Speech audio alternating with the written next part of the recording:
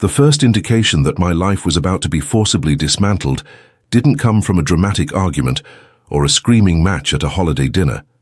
It came on a rainy Tuesday morning in the form of a manila folder sliding across the scarred laminate counter of the city planning office.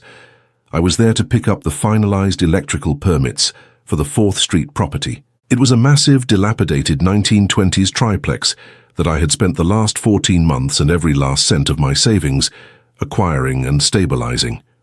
I am a historic restoration contractor by trade.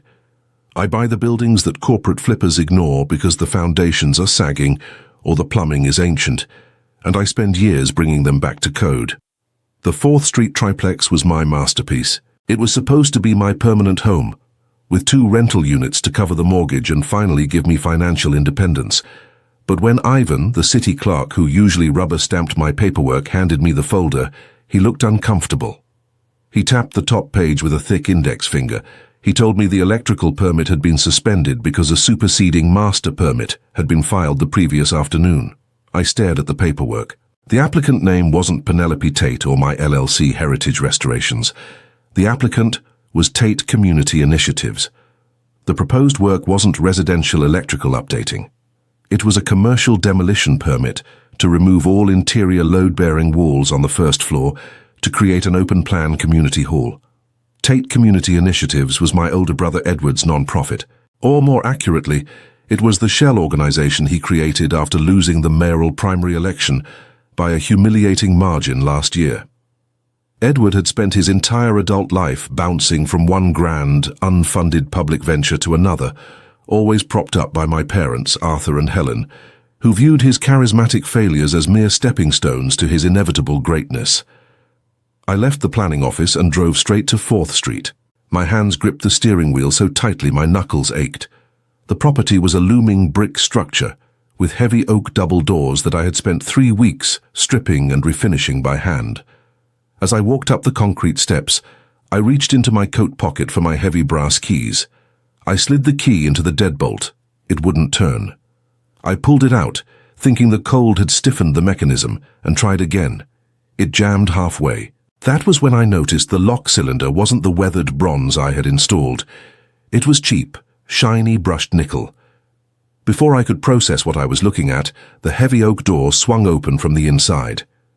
Edward stood there holding a clipboard, wearing a pristine hard hat that looked ridiculous over his perfectly styled hair. Behind him, standing in the entryway I had painstakingly restored, were my parents. My mother, Helen, was pointing at the original crown molding, while my father held a tape measure.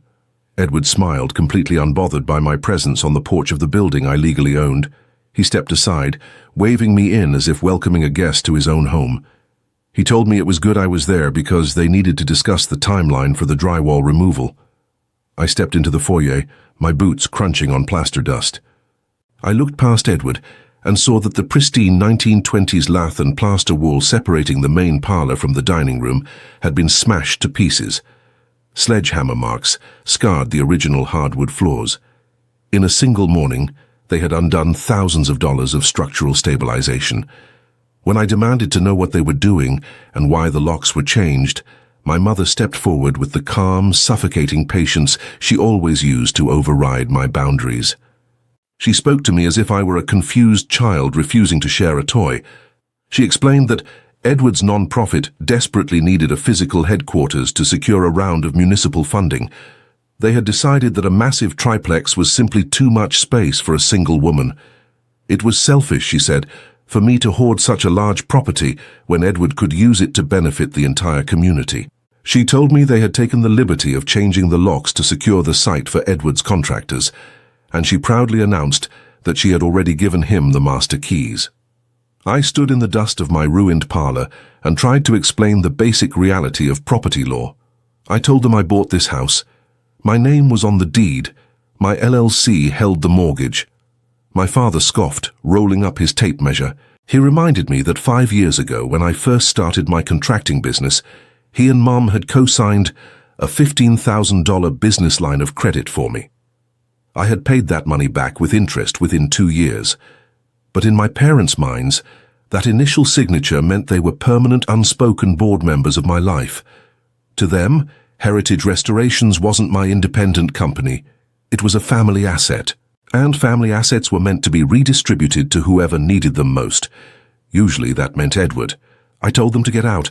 I told them they were trespassing and destroying my property. Edward sighed, adopting his practiced political tone. He reached into his leather briefcase and pulled out a stack of stapled documents. He handed them to me. It was a quitclaim deed and a commercial lease agreement. The paperwork purported to transfer the title of the 4th Street property from my LLC to Tate Community Initiatives. I looked at the signature line. It was signed by Helen Tate, listed as a managing partner of Heritage Restorations, using a corporate seal I hadn't seen in years. When I first opened the LLC, my mother had insisted on being listed as a registered agent because of the line of credit. When I paid off the debt, I filed the paperwork to remove her from the corporate structure.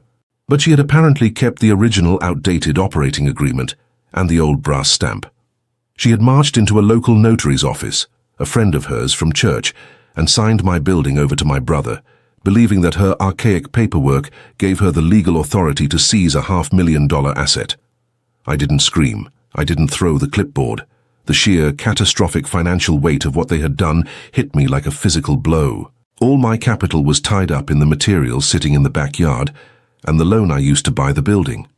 If the project stalled, I would default on the construction loan within 60 days.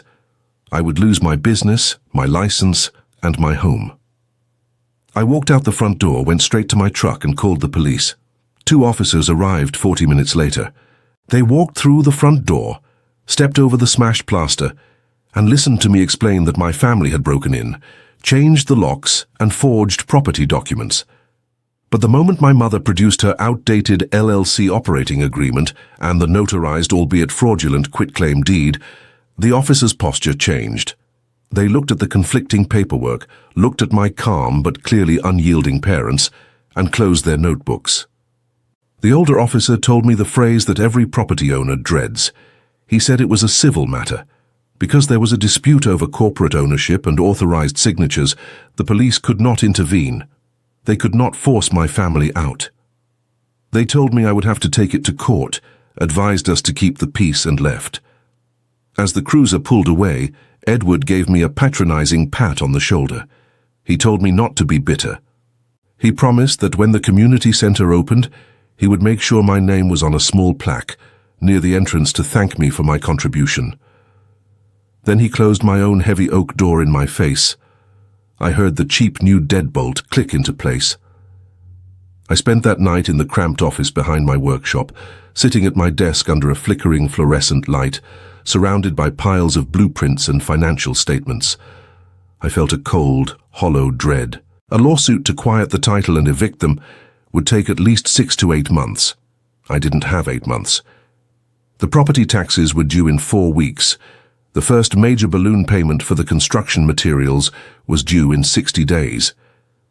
By the time a judge ruled in my favor, the bank would have already foreclosed on the property, and Edward would have gutted the historic interior beyond repair. I needed to understand exactly what they had filed, so the next morning I went to my commercial lender. Grant was a senior loan officer at the regional bank that handled all my business accounts. He was a meticulous, humorless man who appreciated my absolute adherence to budget spreadsheets. I sat in his glass-walled office and laid out the fraudulent quitclaim deed and the master permit application my family had filed.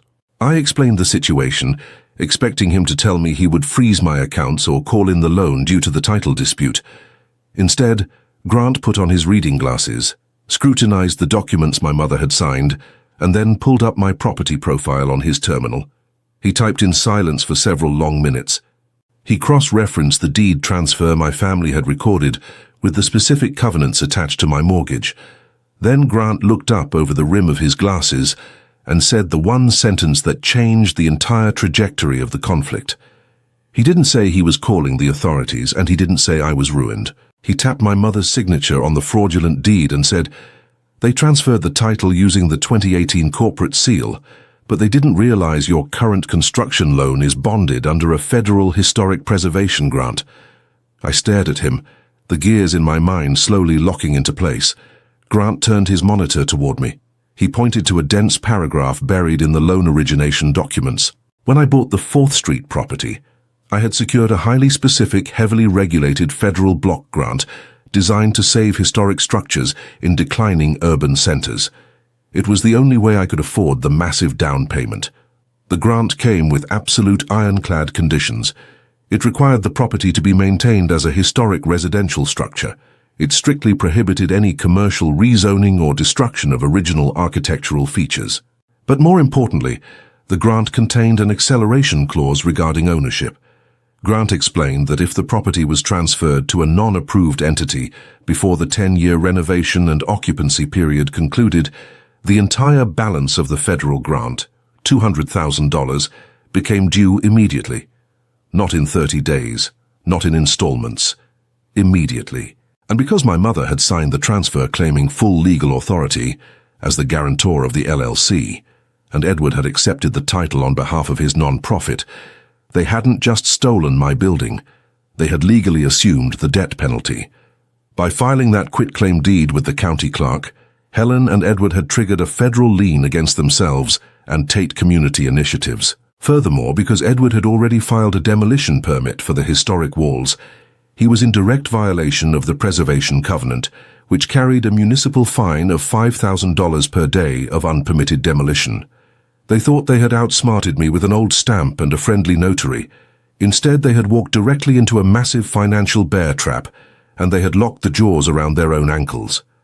I asked Grant what would happen next. He explained that the bank's automated compliance software would flag the recorded deed change by Friday. At that point, the bank would be legally obligated to issue a demand letter to the new recorded owners, Tate Community Initiatives, for the immediate repayment of the $200,000 plus the municipal fines for altering a historic site. I asked Grant not to flag it manually. I asked him to let the automated system run its course on Friday. He gave me a slow, tight nod and handed my paperwork back. I spent the next 3 days in a state of unnatural calm. I didn't call my parents. I didn't drive by the 4th Street property. I went to my other job sites, managed my crews, and let the silence build. My mother left 2 voicemails, her tone dripping with passive-aggressive concern, suggesting that my silent treatment was immature and that I needed to come over for dinner to discuss how I could volunteer my contracting skills to help Edward finish the drywall removal. I deleted the messages without listening to the end. Edward, meanwhile, was moving at maximum speed. Eager to capitalize on his stolen asset, he had scheduled a public project announcement for Thursday evening at the Municipal Zoning Board. He was applying for a fast-track commercial variance, intending to parade his new community center in front of the local press and the city council members who had defeated him in the mayoral race. He wanted to show them he was still a local power player. Thursday evening arrived. The municipal building's annex was half full of local business owners, a few board reporters, and the zoning board members. I walked in quietly and took a seat in the back row. Edward was at the front podium, wearing a sharp navy suit, projecting a rendering of my building onto a screen. The rendering showed the historic oak doors replaced with cheap commercial glass, the brick painted a sterile white, and a massive vinyl banner for Tate Community Initiatives hanging from the roof. My parents sat in the front row beaming with pride. Edward spoke passionately about community revitalization, about taking abandoned spaces and returning them to the people. He smoothly avoided mentioning that the space wasn't abandoned, but rather stolen from his own sister. He formally submitted his request to rezone the residential triplex into a commercial assembly hall, asking the board to waive the standard review period because his non-profit already held clear title to the property. The zoning board chairman, a pragmatic former architect, looked over the application. He asked Ivan, the city clerk sitting at the administrative desk, to verify the title and permit status. Ivan typed into his terminal. He frowned. He refreshed the screen and typed again. The room was quiet enough that the clicking of his keyboard echoed. Ivan looked up at the chairman, then over at Edward. He stated on the public microphone that the zoning variance could not be processed. He explained that a commercial demolition stop work order had been issued by the State Historic Preservation Office 2 hours ago. Edward's confident smile faltered. He gripped the edges of the podium and leaned into the microphone, chuckling nervously, saying there must be an administrative error. He reiterated that his non-profit owned the building free and clear. From the back of the room, I stood up. I didn't shout. I didn't make a scene. I just walked down the center aisle holding a manila envelope. I stopped at the barrier separating the public seating from the board. I addressed the chairman, not my brother. I explained that I was the original owner of the property and that I was there to provide the board with the updated compliance documents regarding the title transfer. I handed the envelope to Ivan, who passed it up to the chairman. The envelope contained copies of the original historic grant covenants, the penalty acceleration clause, and the demand letter that Grant's automated system had generated a day early at my request. The chairman read the documents. His eyebrows crept up toward his hairline. He turned on his microphone. He informed my brother that according to the paperwork, the unauthorized transfer of the deed had triggered a default on a federal grant. He noted that by accepting the deed, Tate Community Initiatives was now liable for a $200,000 repayment, due immediately. Furthermore, because Edward had admitted on the record to beginning unpermitted demolition on a protected historic structure, the city was levying a $25,000 fine against the non-profit. The silence in the room was absolute. It was the heavy, suffocating silence of a profound and sudden disaster. Edward physically stepped back from the podium. His face drained of color. He looked at the chairman, then at the documents, and finally at me. The polished political facade crumbled entirely. He stammered, pointing at me, telling the board that I was the contractor, that the debt was mine, that they were just taking over the space. The chairman coldly corrected him. He pointed out that Helen Tate had signed a sworn legal document, transferring all rights, liabilities, and obligations to the non-profit. The debt belonged to the title holder. My mother stood up from the front row, her purse clutched to her chest. The maternal superiority she had wielded for decades was completely gone, replaced by raw, uncomprehending panic. She turned to me, her voice trembling, and demanded to know what I had done. I looked at her, feeling a strange, hollow sense of finality. I told her I hadn't done anything. I told her she was the one who used an expired stamp to commit commercial fraud. She was the one who stole a building without bothering to read the mortgage attached to it. The chairman struck his gavel, officially denying the zoning variance and moving to the next item on the agenda. The local reporters in the room were suddenly very interested, scribbling furiously in their notebooks. Edward pushed past the podium and cornered me in the hallway outside the chambers. My parents were right behind him. The entitlement was gone, replaced by a desperate, aggressive panic. Edward demanded that I take the building back. He said they would sign another quitclaim deed right there in the hallway, transferring the title back to my LLC, erasing the debt. I leaned against the cool tile wall of the municipal building and shook my head. I explained that I couldn't just take it back. The federal penalty had already been triggered by their initial fraudulent transfer. If I accepted the deed now, I would be assuming a defaulted loan and a $25,000 city fine for the walls Edward had illegally destroyed. I told them that as of this moment, they owned a building they couldn't afford, couldn't legally remodel, and couldn't sell without paying off $250,000 in liens. My father's face flushed dark red. He raised his voice, commanding me to call my bank and fix it. He yelled that we were family, that this was just a misunderstanding, that I was ruining my brother's life over a piece of property. I didn't raise my voice. I just looked at the man who had stood in my ruined foyer and watched my brother destroy my work. I told him that he was right about one thing. It was just a piece of property. But they were the ones who decided it was worth more than their daughter. I walked out of the building, leaving them standing in the hallway, arguing with each other in panicked, hushed tones. The legal unraveling took 3 weeks. Edward's non-profit, lacking any actual capital, immediately filed for bankruptcy to avoid the fines. But because my mother had signed the fraudulent transfer using her own name under the guise of my LLC, the bank threatened to pursue her personal assets to satisfy the historic grant penalty. They were trapped, and they knew it. Eventually, my parents hired a real estate attorney. They had to formally approach my legal counsel to negotiate a settlement. I didn't make it easy, and I didn't do it out of family loyalty. I did it to save my business. I agreed to reassume the title and work with the Federal Grant Office to reinstate the preservation covenant, but only under absolute, non-negotiable terms. My mother had to sign a legally binding, court-registered severance document, permanently disclaiming any and all interest, past or future, in heritage restorations or any of my assets. She had to surrender the old corporate seal to my attorney. Furthermore, I refused to absorb the cost of Edward's arrogance. My parents had to liquidate a portion of their retirement savings to pay the $25,000 municipal fine for the historic damage, and they had to write my LLC a check for $18,000 to cover the exact cost of replacing the lath and plaster walls Edward had demolished. They signed the paperwork in my lawyer's conference room. We didn't speak. Helen looked older, her posture rigid, refusing to make eye contact with me. Edward didn't even show up. He had temporarily moved to another state, claiming he needed a break from the toxic local political scene. When the final signature was inked, my father shoved the pen across the table, stood up, and told me they never wanted to see me again. I picked up the signed documents, checked the notarization, and told him the feeling was mutual. 2 days later, the title was clean, the fines were paid, and the property officially belonged to me again.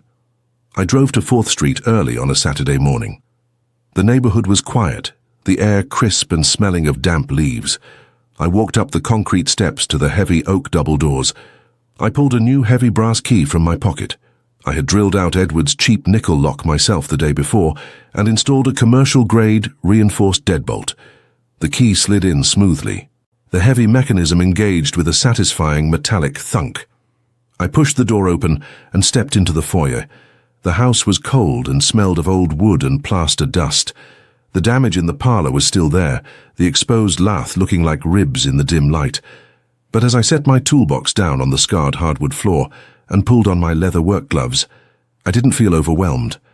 I felt the deep, steady rhythm of my own autonomy. There was a massive amount of work ahead of me. Walls to rebuild, wiring to pull, floors to sand. But the silence in the house wasn't heavy anymore. It was clear.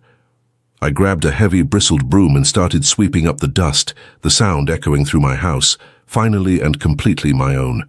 The peace I felt sweeping the dust in my ruined foyer lasted exactly 4 days. I had spent the weekend hauling out the shattered lath and plaster, filling 3 commercial dumpsters with the debris of my brother's arrogance. My muscles ached. My hands were blistered beneath my work gloves. But for the first time in weeks, I could breathe without the suffocating weight of my family's betrayal pressing against my chest. I thought the signed legal severance and the transferred funds were the end of it. I thought I had bought my freedom. I was entirely wrong. The first crack in my hard-won isolation appeared on a Wednesday afternoon.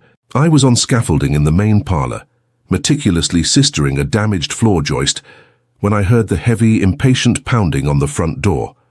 I climbed down, wiping sweat from my forehead, and opened it to find a burly man in a heavy canvas jacket, holding a thick clipboard. His truck, branded with the logo of a prominent local HVAC company, was idling at the curb. He didn't introduce himself. He just shoved the clipboard toward me, tapping a grease-stained finger on a heavily itemized invoice. He said his name was Miller, and he was there to collect the $14,000 deposit for the commercial ductwork installation that Tate Community Initiatives had contracted him for the previous week. I stared at the invoice. The date of the contract was the exact same day my mother had fraudulently transferred the deed. Edward hadn't just planned to knock down walls, he had aggressively signed binding contracts with local tradesmen, presenting himself as the undisputed owner of the property. I kept my voice steady, though my stomach plummeted. I explained to Miller that Tate Community Initiatives no longer held any claim to the building, that the transfer had been a documented fraud, and that the non-profit was currently in bankruptcy proceedings. I told him he had to take it up with Edward. Miller's face hardened. He pulled the clipboard back, his jaw tight. He told me he didn't care about family drama or bankruptcy shells. He said Edward had brought him into this very foyer, showed him the recorded deed, and signed the work order. Miller informed me that because the contract was tied to the physical address, his company had already filed a preliminary mechanics lien against the property that morning to secure their materials cost. He told me I could either pay the invoice or explain it to a judge, But he wasn't walking away empty-handed. As Miller's truck rattled away down 4th Street, the true catastrophic scope of what my parents and brother had done began to crystallize. The fraudulent deed hadn't just triggered the federal penalty. It had given Edward a 3-day window to use my $500,000 property as a massive line of collateral. I immediately called my attorney, Marcus. When I explained the mechanic's lien, there was a long, heavy sigh on the other end of the line. Marcus explained that while we had reversed the title and settled the city fines, any third-party contracts Edward had signed under the guise of ownership were going to be a nightmare to untangle. Because the deed had been officially recorded by the county, however briefly, tradesmen like Miller had acted in good faith. To remove the liens, I would have to individually litigate each one, proving to a judge that Edward lacked the authority to contract the work. It would cost me thousands in legal fees, and more importantly, it would freeze my construction loan disbursements.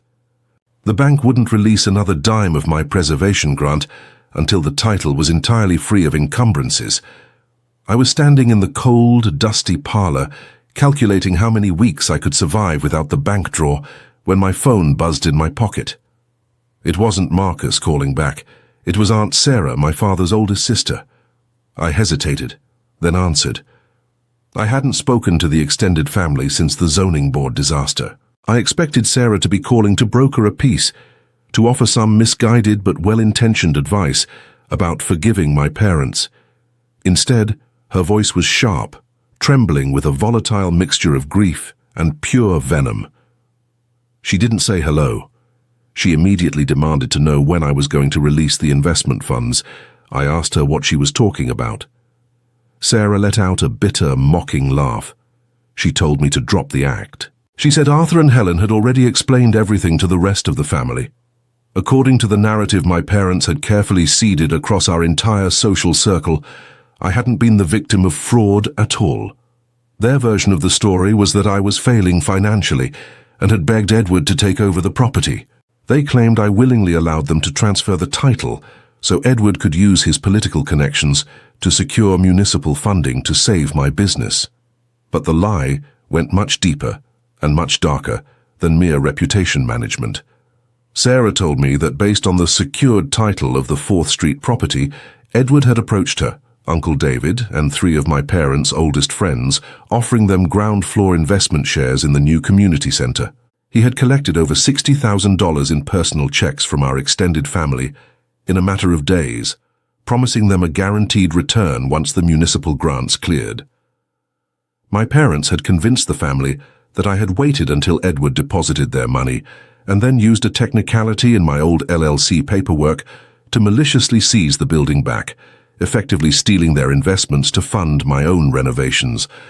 I felt the blood drain from my face. I realized why Edward had fled the state so quickly. It wasn't because he was embarrassed by the zoning board failure. He was running from the people he had robbed. He had liquidated the goodwill and savings of our own family, and my parents, desperate to protect their golden child from the legal consequences of wire fraud, had pinned the entire financial massacre on me. Sarah was screaming through the phone now, telling me that Uncle David had delayed his retirement because of this, that I was a monster, that the whole family was pooling their money to hire a ruthless litigator to tear my company apart and force the sale of the building to get their money back. I tried to speak, to tell her about the forged stamp, the federal grant default, the bankruptcy, but she talked over me, her voice breaking before slamming the phone down. I stood in the silence of my empty building, the chill of the unheated air seeping into my bones. The physical damage to the walls was nothing compared to this. They had weaponized our entire bloodline against me. If the family filed a massive civil suit claiming I was part of an investment fraud scheme, it wouldn't matter that I had the truth on my side. The sheer weight of the litigation would bankrupt Heritage Restorations long before we ever reached a courtroom. I needed proof, not just of the forged deed, but of the money trail. I needed to know exactly what Edward did during those 3 days, and I needed it before the family served me with a lawsuit. I walked out to my truck and drove straight to the post office annex that serviced the 4th Street zip code. If Edward had set up a commercial operation, even a fraudulent one, he would have needed a way to receive the municipal documents and the investment checks. The postal clerk was a woman I had known for years from my various contracting jobs in the area. I slid my newly reinstated deed and my driver's license across the counter. I explained that there had been a temporary unauthorized change in the property ownership, and I needed to verify if a change of address or a mail forwarding order had been placed for the triplex. She checked the system and nodded. She confirmed that a commercial forward had been initiated the previous Monday by Tate Community Initiatives, redirecting all mail from the 4th Street address to a private P.O. box across town. But because I was now the verified legal owner of the physical address, I had the authority to cancel the forward. I filled out the forms immediately, requesting that any mail currently held in the system for that address be released to me. She went into the back room and emerged 10 minutes later with a thick stack of envelopes bound by rubber bands.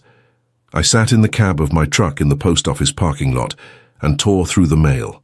Most of it was junk, commercial catalogues addressed to the non-profit. But halfway through the stack, I found what I was looking for. There were 3 thick envelopes from regional banks, addressed to Edward Tate. They weren't municipal grants, they were aggressive, high-interest commercial bridge loans. Edward hadn't just scammed our family.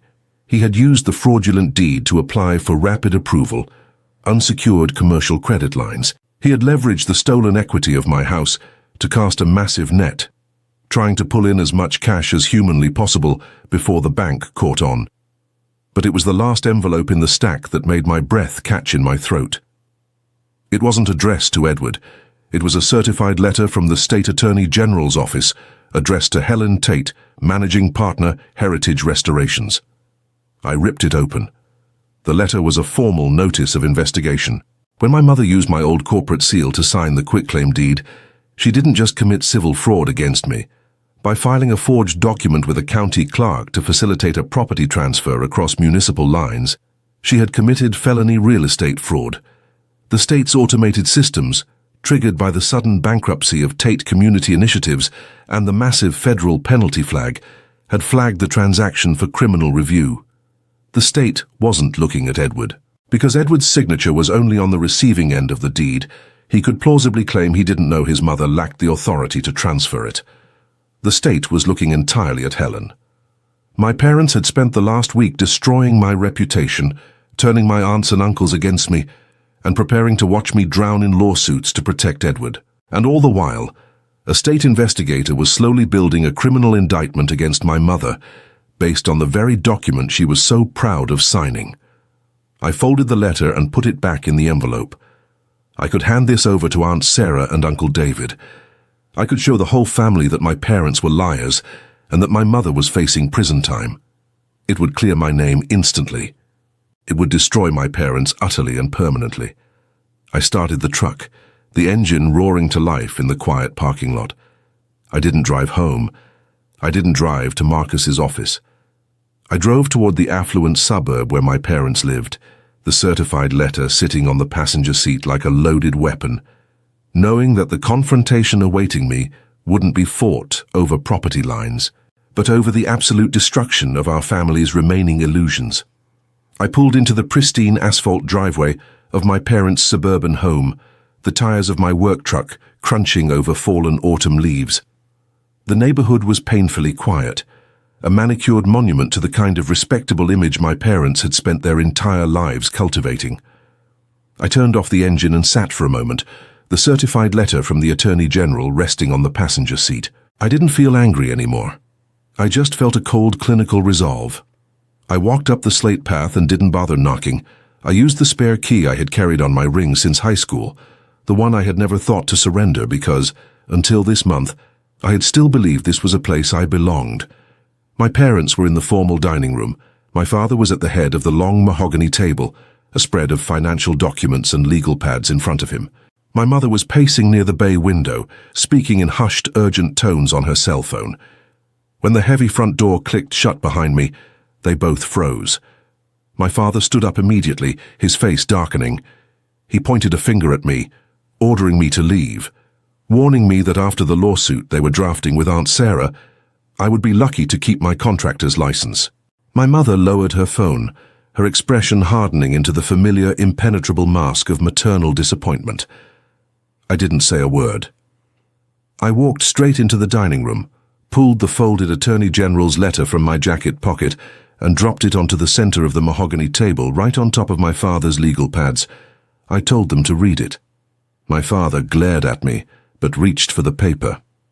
My mother stepped closer, looking over his shoulder. I watched their eyes track across the heavy state letterhead, down to the formal notice of criminal investigation for felony real estate fraud. The silence in the room changed.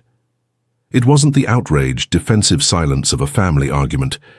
It was the sudden, suffocating vacuum of absolute terror. My mother's hand went to her throat. She looked at me, her eyes wide, the mask completely shattered. She whispered that this had to be a mistake, that they had only used the old LLC stamp to bypass some municipal red tape. She insisted that Edward was going to fix it once the community center was funded. I leaned against the doorframe, crossing my arms. I explained the reality of the situation to her with the same brutal clarity Grant had used with me at the bank. I told her that Edward hadn't just filed a demolition permit. I told her about the HVAC contract with Miller. And then I told her about the $60,000 he had taken from Aunt Sarah and the rest of the family. My father tried to interrupt, to defend his son, but his voice cracked. I didn't let him recover. I laid out exactly how Edward had played them. I explained that by having Helen use my old corporate seal and sign her own name to the fraudulent deed, Edward had completely insulated himself from the initial crime. He was just the innocent recipient of a building his mother claimed she had the legal right to give him. I told them that Edward hadn't fled the state to avoid the local political scene. He ran because he knew the automated bank compliance software would flag the federal grant default, and he knew the state investigators would immediately trace the forged signature back to the woman who stamped it. He had left his own mother holding the bag for a felony, so he could buy himself 3 days to scam his own aunts and uncles. Helen collapsed into one of the dining chairs. She didn't cry. She just stared at the state seal on the letter, her breathing shallow and ragged. Arthur looked like he was aging a decade every minute, his hands trembling as they hovered over the document. My father looked up at me, his eyes pleading for the first time in my life. He asked me what we were going to do. He asked me how we could make this go away. I told him I couldn't make the state investigation disappear. The Attorney General's office didn't care about family apologies. They cared about forged documents recorded in county clerks' offices. But I told him I did have the stack of mail forwarding notices, the rapid approval loan denials, and the proof of Edward's immediate intent to defraud third parties. I told them I could hand that supplementary evidence directly to the state investigator, which would guarantee Helen saw the inside of a courtroom, or I could keep that specific file to myself. My father asked what I wanted. I pulled my phone from my pocket and placed it on the table next to the letter. I told them to call Aunt Sarah and Uncle David, right now on speakerphone. I told them they were going to confess exactly how they had stolen my building, how they had lied to the family to cover their tracks, and how Edward had taken their retirement money under entirely fraudulent pretenses. My mother wept. She begged me not to make her do it. She said it would destroy their standing in the family, that they would be pariahs, that everyone would know they had raised a thief. I picked up my keys from the entryway table. I told them they had 3 minutes to dial the number, or I was driving straight to the municipal precinct to submit my evidence file. Arthur reached for the phone with shaking hands. He dialed his sister's number and pressed the speaker button. When Aunt Sarah answered, her voice still tight with the anger my parents had manufactured against me, my father broke down. I stood in the doorway and listened as my parents systematically dismantled their own lives. I listened as Arthur, choking on his own shame, admitted to his oldest sister that he and Helen had orchestrated the theft. I listened to Helen confess that the investment contracts Edward had signed were worthless because they never legally owned the property. I listened to the long, horrifying silence from Aunt Sarah, followed by the devastating sound of her realization that her beloved nephew had stolen her life savings, and her own brother had helped him do it. When the call ended, the dining room was as quiet as a tomb. I didn't offer any parting words of comfort. I didn't demand an apology. I just turned around, walked out the front door, and locked it behind me. I took the spare key off my ring and dropped it into the brass planter on the porch. The fallout consumed the next 8 months of their lives, sparing mine entirely. Aunt Sarah and the rest of the defrauded relatives bypassed me completely and directed a massive, coordinated civil lawsuit against Edward and my parents. Edward was eventually located 3 states over and forced into federal bankruptcy court, his political aspirations permanently incinerated. Helen managed to avoid prison time, but only by accepting a crippling plea deal. Because it was her first offense, the state allowed her to plead down to a lesser charge of criminal mishandling of corporate documents, which carried 3 years of supervised probation and a staggering amount of legal fees. To pay for her defense and to settle the furious lawsuits from our extended family, my parents had to sell the suburban house I had grown up in. They downsized to a small rental apartment on the outskirts of the county. We haven't spoken since the day in the dining room. I spent those 8 months fighting my own battles. Clearing the mechanic's liens from the tradesman Edward had hired was a grueling, expensive process, but Marcus navigated the legal labyrinth effectively. Once the title was completely unencumbered, my commercial lender released the rest of my historic preservation grant, and I went back to work. It is late November now. The air outside the 4th Street property is freezing, threatening the first snow of the year, but inside it is warm. I upgraded the HVAC system myself, paying a different crew to install the ductwork Edward had originally ordered. I am in the main parlor, kneeling on the floor I spent weeks sistering and stabilizing. The massive gaping wound Edward had smashed through the lath and plaster is gone. In its place is a beautifully reconstructed archway, built exactly to the 1920s specifications required by the federal grant. I hold a piece of fine grit sandpaper, smoothing the edge of the reclaimed oak trim I installed this morning. The house is quiet, but it isn't empty. It smells of fresh paint, wood stain, and the faint metallic heat of the new radiators. I run my bare hand along the grain of the finished wood, feeling the solid, unyielding strength of the structure beneath it. I stand up, wipe the sawdust from my jeans, and walk toward the front foyer to check the heavy brass deadbolt before turning in for the night. The lock clicks into place with a deep, heavy permanence, securing a space that finally, completely, belongs to me.